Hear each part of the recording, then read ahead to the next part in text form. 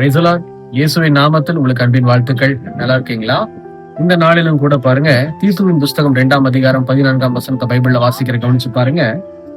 அவர் நம்மை சகல அக்கிரமங்களில் நின்று மீட்டுக்கொண்டு தமக்குரிய சொந்த ஜனங்களாகவும் நற்கிரியைகளை செய்ய பக்தி வைராகியம் உள்ளவர்களாகவும் நம்மை சுத்திகரிக்கும்படி நமக்காக தம்மை தாமே ஒப்பு கொடுத்தார்.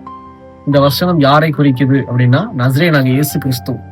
இந்த இயேசு கிறிஸ்து நம்முடைய வாழ்க்கையில எதற்காக வருகிறார் அப்படின்னா, நம்மை சுத்தப்படுத்துவதற்காக, நம்மை பலப்படுத்துவதற்காக தான். அப்போ அவர் என்ன செய்யறாரு அப்படின்னா, நம்மை சுத்திகரிப்பதற்காக தம்மை தாமே சிலுவையில ஒப்பு கொடுக்கப்படுகிறார். எதுக்காக ஒப்பு கொடுக்கப்படணும் அப்படின்னா, மனுகுலத்தின் பாவத்தை அவர் சுமந்தார் என்று வேதம் சொல்கிறார். இன்னைக்கு நம்முடைய பாவங்கள், சாபங்கள் எல்லாவற்றையும் தேவன் ஏற்கனவே சிலுவையில சுமந்திருக்கிறார். ஆனா நம்ம இது தெரியாம இன்னும் மனம் திரும்பாம மேலும் மேலும் பாவம் செய்து கொண்டிருக்கிறோம், சாபம் செய்து கொண்டிருக்கிறோம். பழைய ஏற்பாட்டுல பாவத்தையும் சாபத்தையும் நீக்குவதற்கு ஒரு காரியம் செய்வாங்க. என்னன்னா, ஒரு ஆட்டையோ இல்ல வேற ஒரு காரியத்தையோ பலியிடுவாங்க.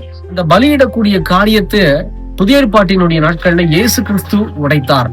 ஏன் அப்படின்னா, மனிதர்களுடைய பாவத்தை நீக்குவது எப்படி, எத்தனை காரியத்தை அவன் பலி கொடுக்கறது அப்படின்னு சொல்லி சிந்திக்கும் போதுதான் இயேசு சொன்னார், நான் போறேன், இதோ சிலுவையில நான் ரத்தம் சிந்துறேன், என்னுடைய பிள்ளைகளுக்காக சிலுவையில நான் ரத்தம் சிந்துவது மாத்திரமல்ல, வாரினால் அடிக்கப்படுறேன், எல்லாவற்றையும் நான் சுமந்து தீர்க்கிறேன், கடைசி சொட்டு ரத்தம் வரையிலும் இதோ இயேசு கிறிஸ்து அந்த கல்வாரி மலையில சிந்தி இருக்கிறார், சிலுவையில சிந்தி இருக்கிறார் இல்லையா?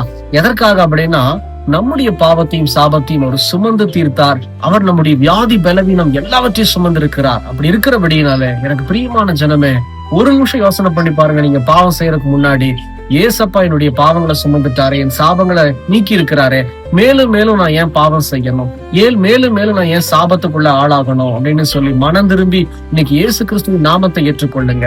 அதுக்கு செய்ய வேண்டிய ஒரே ஒரு காரியம் என்ன தெரியுமா? தினந்தோறும் இந்த பைபிளை வாசிச்சா போதும். இந்த பைபிளை எடுத்து இந்த வசனத்தை திறந்து நீங்க ஒவ்வொரு வசனத்தையும் நோ பைஹார்டா குறிப்பா தியானிக்கணும்.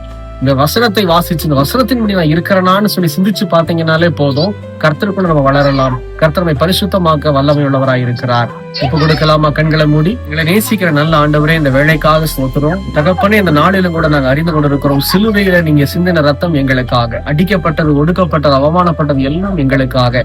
எங்களை சுத்திகரிக்க உம்மை நீர் ஒப்பு கொடுத்தீரே, எங்களை மீட்டுக்கொள்ள நீர் உம்முடைய சரீரத்தை உம்மையே ஒப்பு கொடுத்தீரே. மக்கு ஸ்தோத்திரம், ஸ்தோத்திரம், ஸ்தோத்திரம். இதை உணர்ந்தவர்களாகி இனி நாங்க பாவம் செய்யாதபடிக்கு உம்முடைய நாமத்தின்படி வாழ உம்முடைய நாமத்தை மயம்படுத்த எங்களை தாழ்த்துறோம். நாமத்தில் ஜெபிக்கிறோம் பிதாவே. ஆமென், ஆமென். இந்த காரியத்தை நீங்க உணர்ந்திருக்கிறீங்கன்னு சொல்லி விசுவாசிக்கிறேன். இந்த நிமித்தம் கர்த்தர் உங்களை என்னை மீட்டுக் கொண்டிருக்கிறார்.